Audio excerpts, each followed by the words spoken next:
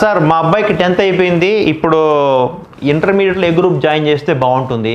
Sir మా అమ్మాయికి ఇంటర్లో ఎంపీసీ గ్రూప్ అయిపోయింది, బీటెక్ ఇంట్రెస్ట్ లేదు, సీఏ పోదామంటే సీఏ టఫ్ కోర్సు, నెక్స్ట్ ఏం చేస్తే బాగుంటుంది?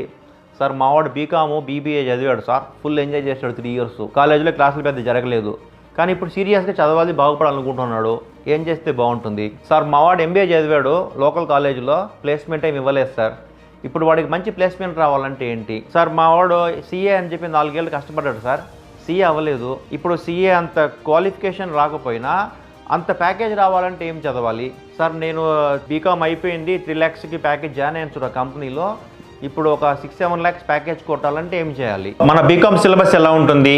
3rd yearలోనే పీజీడీఎం సిలబస్ చెప్పేసి పీజీడీఎం చేయనీయకుండా అవసరమే లేకుండా బీకామ్తోనే మంచి ప్లేస్మెంట్స్ ఎలా ఇప్పిస్తాం? మన PGDM first year syllabus complete చేసి 2nd year ప్లేస్మెంట్స్ ఎలా చేస్తాము? హెచ్ఆర్లో మనకున్న కనెక్ట్స్ ఏంటి, కాన్ఫిడెన్స్ ఏంటి, మన సిలబస్ ఏంటి, ఫ్యాకల్టీస్ క్వాలిటీ ఏంటి, ఇవన్నీ తెలుసుకోవాలనుకున్నారా? Meet me in the following cities: Vijayawada, Vizag, Guntur, Warangal and Kurnool.